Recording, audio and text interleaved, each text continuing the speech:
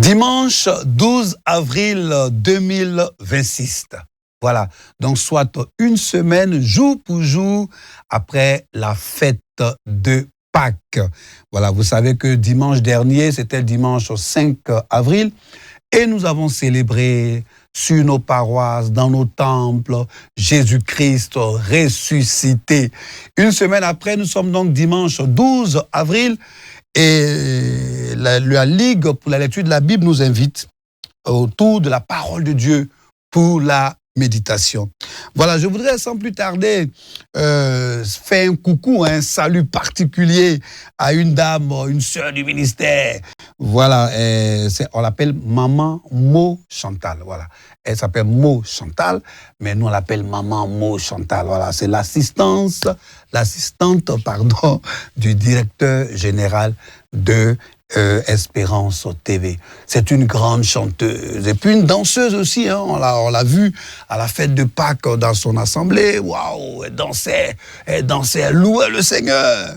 Voilà, faut faire comme elle et faut toujours lire la parole de Dieu comme Maman Mo Chantal. Voilà, je te salue, Maman Mo Chantal. Mo, c'est en baoulé, hein, ça veut dire merci. Amis de la méditation, je vous salue. Alors, pour ce dimanche 12 avril, la Ligue pour la lecture de la Bible nous propose, selon le lecteur de la Bible, guide de méditation de la Ligue pour la lecture de la Bible, nous propose le passage biblique de Jérémie, chapitre 38, du verset 14 jusqu'au verset 28. Voilà, c'est la deuxième grande partie de ce chapitre. Mon âme te loue et mon âme est dans la joie parce que le 3 avril, je conduisais la méditation et tu partais à la croix, tu étais à la croix et 3 jours après, soit le 5 avril, tu es ressuscité, mon Seigneur et mon Dieu, ressuscité, tu as vaincu la mort. Une semaine après, c'est-à-dire aujourd'hui, 12 avril, tu nous donnes encore rendez-vous autour de ta parole. Oh Seigneur, oh Dieu, qui suis-je pour interpréter ta parole? Qui suis-je, Seigneur, pour parler de ta part?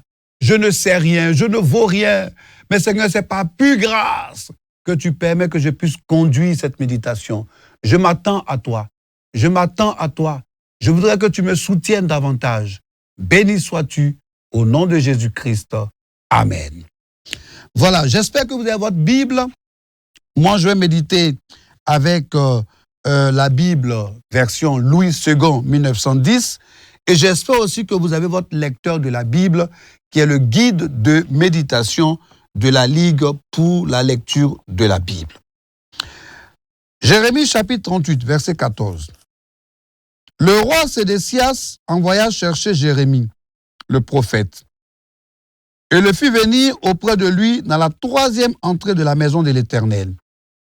Et le roi dit à Jérémie, « J'ai une chose à te demander, ne me cache rien. » Jérémie répondit à Sédécias, « Si je te l'ai dit, ne me feras-tu pas mourir? Et si je te donne un conseil, tu ne m'écouteras pas. » Le roi Sédécias jura secrètement à Jérémie en disant, « L'Éternel est vivant, lui qui nous a donné la vie. Je ne te ferai pas mourir et je ne te livrerai pas entre les mains de ces hommes qui en veulent à ta vie. » Jérémie dit alors à Sédécias, « Ainsi parle l'Éternel, le Dieu des armées, le Dieu d'Israël. Si tu vas te rendre au chef du roi de Babylone, tu auras la vie sauve. Et cette ville ne sera pas brûlée par le feu. Tu vivras, toi et ta famille. Mais si tu ne te rends pas au chef du roi de Babylone, cette ville sera livrée entre les mains des Chaldéens qui la brûleront par le feu et toi, tu n'échapperas pas à leurs mains. » Le roi Sédécias dit à Jérémie, « Je crains les Juifs qui ont passé aux Chaldéens. Je crains qu'on ne me livre entre leurs mains et qu'ils ne m'outragent. Jérémie répondit, « On ne te livrera pas. Écoute la voix de l'Éternel dans ce que je te dis. Tu t'en trouveras bien et tu auras la vie sauve. Mais si tu refuses de sortir, voici ce que l'Éternel m'a révélé. Toutes les femmes qui restent dans la maison du roi de Juda seront menées au chef du roi de Babylone et elles diront, tu as été trompé, dominé par ceux qui t'annonçaient la paix. Et quand tes pieds sont enfoncés dans la boue, ils se retirent. Toutes les femmes et les enfants seront menés aux Chaldéens, et toi, tu n'échapperas pas à leurs mains. Tu seras saisi par la main du roi de Babylone, et cette ville sera brûlée par le feu. Sédécias dit à Jérémie, que personne ne sache rien de ces discours, et tu ne mourras pas. Si les chefs apprennent que je t'ai parlé, et s'ils viennent te dire, rapporte-nous ce que tu as dit au roi, et ce que le roi t'a dit, ne nous cache rien, et nous ne te ferons pas mourir. Tu leur répondras, j'ai supplié le roi de ne pas me renvoyer dans la maison de Jonathan, de peur que je n'y meure. Tous les chefs vinrent auprès de Jérémie et le questionnèrent. Il leur répondit entièrement comme le roi l'avait ordonné. Ils gardèrent alors le silence et se retirèrent, car la chose ne s'était pas répandue. Verset 28 pour terminer, Jérémie resta dans la cour de la prison jusqu'au jour de la prise de Jérusalem. Acclamons la parole du Seigneur. Ah, la parole de Dieu. J'aime ta parole, Seigneur. Alors, le lecteur de la Bible, comme nous le savons, nous pose toujours des questions pour nous aider à mieux comprendre notre texte. C'est la méthode d'ailleurs de la Ligue. Et donc, pour ce dimanche 12 avril, 3 questions nous sont posées. Question numéro 2, question numéro 3 et question numéro 7.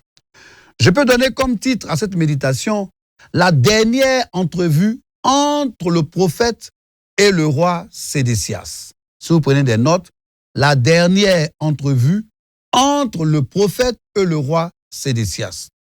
Alors pour le contexte, si on veut faire une observation, ce passage biblique relate la dernière entrevue secrète, on a pu le voir ici, entre le prophète Jérémie et le roi Sédécias, juste avant la chute de Jérusalem, c'est-à-dire 586 ans avant Jésus-Christ. Jérémie exhorte le roi faible à se rendre aux Babyloniens pour sauver sa vie. Pourquoi? Pour sauver sa vie et puis pour sauver la ville.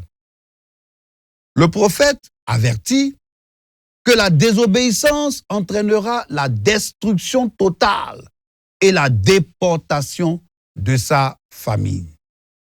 Sédécias, faible et craintif, refuse de suivre le conseil de Dieu et puis dissimule leur conversation au prince. Alors nous allons procéder par découpage cette fois-ci. Je voudrais donc que nous puissions découper verset 14. Sédécias, on le voit ici au verset 14, que Sédécias convoque Jérémie.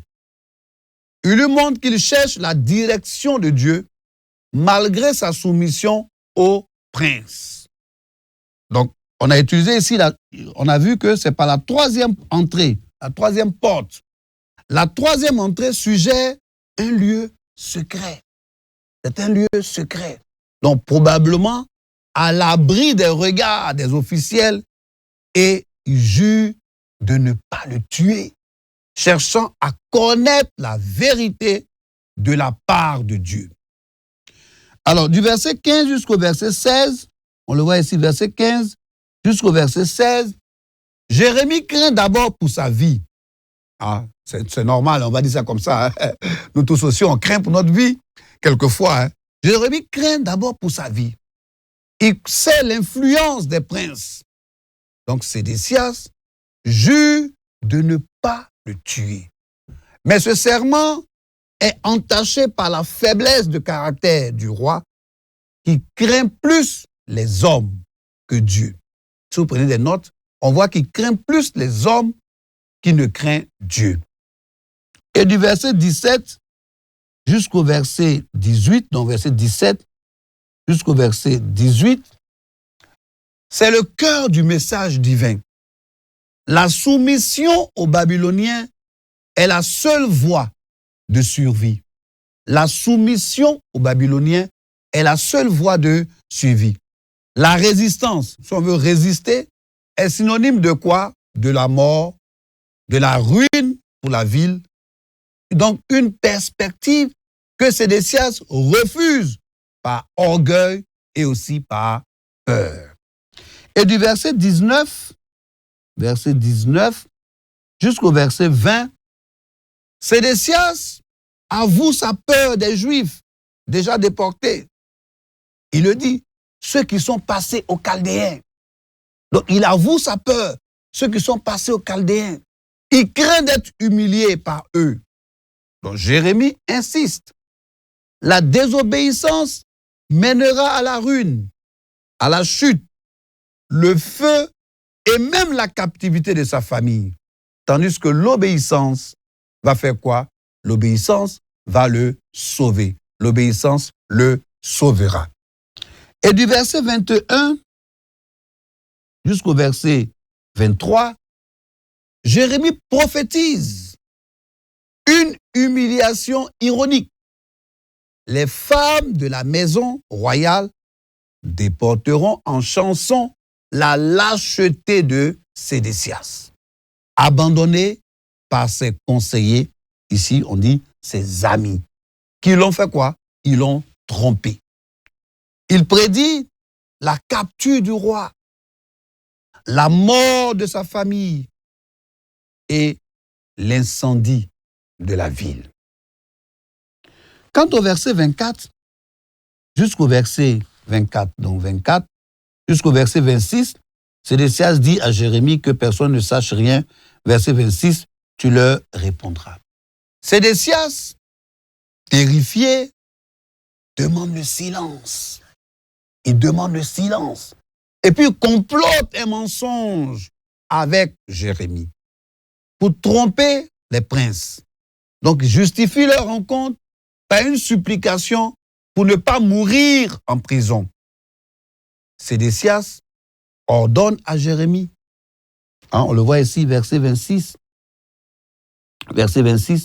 j'ai supplié le roi, ne dis rien, ne leur dis rien. Ici en Côte d'Ivoire, on a cette expression qui est un secret, on dit, et je t'ai rien dit, faut rien dire. Tout ce que je t'ai dit là, je t'ai rien dit. Alors, la même chose qu'il te dit là, il a déjà dit ça aussi à plusieurs personnes.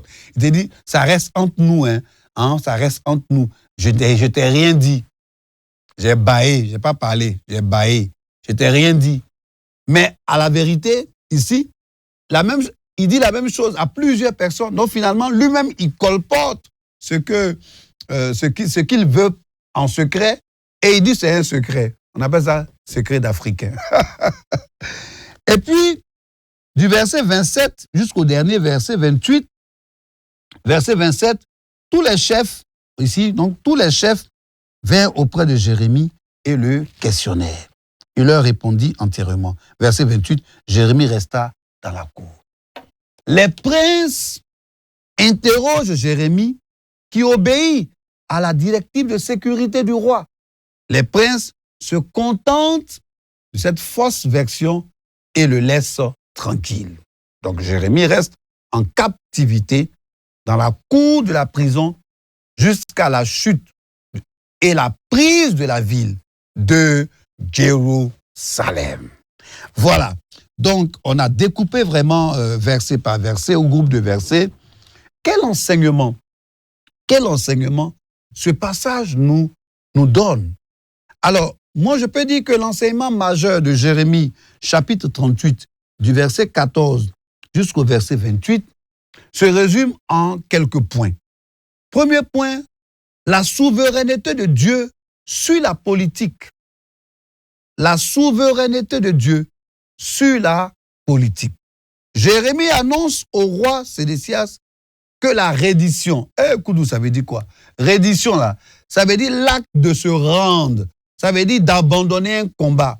Donc, quand par exemple, il y a un combat, deux personnes sont en train de se battre, ou bien deux nations, quand il y a la guerre, quand on parle de reddition, c'est-à-dire il y a un groupe, ou bien un pays, ou bien un groupe armé vient, il se rend. Ça s'appelle la reddition. Donc, Jérémie annonce au roi Sédécias que la reddition, donc, est la seule voie de salut voulue par Dieu. Ça, c'est le premier enseignement. La désobéissance à cet ordre de Dieu conduit à la perte de la ville. Le deuxième enseignement, la crainte des hommes contre la foi. Quelquefois, on craint plus les hommes que la foi en Dieu. Sédécias est dominé par la peur. La peur de qui? La peur des princes, la peur des Juifs, la peur des Chaldéens. Ce qui l'empêche de suivre le conseil prophétique de Jérémie. C'est un prophète, Jérémie. Il a peur de suivre, il est empêché de suivre le conseil prophétique de Jérémie parce qu'il veut faire plaisir, parce qu'il a peur des hommes. Troisième enseignement, la persévérance dans le ministère. Alléluia! La persévérance dans le ministère. La persévérance. Je voudrais saluer, ce n'est pas le cas ici, mais saluer tous ces missionnaires qui travaillent dans des zones reculées, quelquefois dans des zones non pas encore atteintes par l'évangile, où l'évangile n'est pas encore arrivé ou bien est arrivé en faible volume. Je pense toujours à mon frère Boto Christophe, le pasteur Boto Christophe, Christ en milieu rural. Je pense aux missionnaires de la FMC, je pense à Campus pour Christ et bien d'autres encore qui travaillent quelquefois dans des difficultés. Il y a la souffrance, mais la persévérance dans le ministère. Ici, comme enseignement, Jérémie, malgré ses souffrances, citaines, menaces, il reste ferme dans son message et sa fidélité à Dieu. C'est très important. Malgré la souffrance, malgré les difficultés, restons fermes, attachés à l'appel que Dieu nous a donné, à l'appel, à la prophétie, à ce que Dieu nous a demandé de faire et de dire. Donc il persiste à dire la vérité, même dans des circonstances dangereuses. Seigneur, pardonne-nous, pardonne-nous. Seigneur, pardonne-moi. Parce que quelquefois, la vérité est là, mais la peur des hommes, qu'est-ce qu'ils vont dire? Et si je dis ça, on va dire, ah, c'est Koudou qui a parlé, c'est lui seul-là qui sait parler. C'est lui, tout le monde sait ça, mais c'est lui qui est venu parler. Koudou, tais-toi un peu. On est même quelquefois tenté de dire ça. Donc, on a peur de la bouche des gens. C'est comme ça qu'on parle ici en Côte d'Ivoire. On a peur de la bouche. Et, pardon, je sais, mais je dis rien. Parce que si je parle, je n'ai rien dit, on a peur. Seigneur, pardonne-moi, pardonne-moi pour ces fois où j'avais la parole, je devais donner la parole, mais j'ai eu peur des quand dira-t-on, j'ai eu peur de est-ce qu'ils vont apprécier, est-ce que tel homme de Dieu, ça là si le pasteur apprend, et pardonne-moi Seigneur. Après cette méditation-là, je vais dire ce que tu as mis sur mon cœur, quel que soit ce que ça va me coûter, comme c'était le cas ici. Et puis donc, voilà que le lecteur de la Bible nous pose toujours des questions. Et donc, question numéro 2, question numéro 3 et question numéro 7. Voici les questions que le lecteur nous pose. On le sait, hein, question numéro 2. Est-ce que ce passage m'apprend quelque chose sur Jésus-Christ, sur Dieu le Père, Dieu le Fils et Dieu le Saint-Esprit? Alors, sur Dieu le Père, ce passage nous apprend que Dieu est souverain et miséricordieux. Hein, on le voit ici au verset 17. Ce passage nous apprend que Dieu est patient et persévérant. Ce passage nous apprend que Dieu est juste et clair. Alors, qu'est-ce que ce passage nous apprend sur Dieu le Fils? Dieu le Fils, comme Jérémie ici, Jérémie comme Dieu le Fils, je vais dire ça comme ça, comme figure du Christ. Je veux dire, il n'y a rien de marqué, il n'y a pas le nom de Jésus, mais Jérémie comme figure du Christ. Jérémie est prophète persécuté, Jésus-Christ persécuté. Jérémie, messager fidèle comme Jésus. Jésus, fidèle dans le message que Dieu lui a donné de venir donner. Jérémie, courageux dans la faiblesse. Jésus-Christ, on l'a vu le jour du vendredi saint. Courageux, même dans la faiblesse, même souffrant, mais courageux. Question numéro 3. Donc, y a-t-il un exemple à suivre ou à ne pas suivre? Exemple à suivre, le courage et la fidélité de Jérémie. Exemple à suivre, l'obéissance de Jérémie. Il reste fidèle à sa mission de prophète malgré les menaces et la pression. Exemple à ne pas suivre, la crainte, la peur des hommes. N'ayons pas peur des hommes. On peut les respecter, on n'a pas peur d'eux. Si Dieu nous met une parole, on dit la parole. Sédécias craint plus les hommes que Dieu. La lâcheté. Il cherche des compromis secrets et puis craint le regard des autres. Question numéro 7. Y a-t-il quelle vérité Dieu me révèle-t-il? Dieu me révèle la soumission à Dieu avant la peur. La vérité de Dieu est immuable. Ça veut dire quoi? Ça veut dire que ça ne change pas. C'est toujours identique. La vérité de Dieu est immuable. Le courage face à l'épreuve. La responsabilité individuelle. Le choix de suivre Dieu ou de suivre la peur des hommes détermine la destinée. Le choix de suivre Dieu ou la peur des hommes détermine la destinée. Alors à ce stade, nous allons donc lire le commentaire du lecteur de la Bible de ce dimanche 12 avril 2026. Par peur de ses collaborateurs, le roi Sédécias veut rencontrer secrètement Jérémie afin de s'assurer de ce que Dieu lui dit concrètement concernant les événements à venir. Pour lui, peut-être le prophète changera sa prophétie. Jérémie, dépourvu de toute crainte humaine, s'en tient toujours à son choix d'obéir à Dieu. Il révèle sans contrefaçon tout ce qu'il a reçu de Dieu au roi Sédécias. S'il se rend aux Babyloniens, sa vie et la ville de Jérusalem seront épargnées. Dans le cas contraire, lui-même sera capturé et Jérusalem sera détruite. Rester intègre malgré les défis de l'heure reste un défi. Jérémie rassure le roi que son obéissance déterminera sa délivrance. Mais le roi reste paralysé par la peur de l'humiliation. Jérémie prédit la destruction de Jérusalem et la capture des femmes de la maison royale.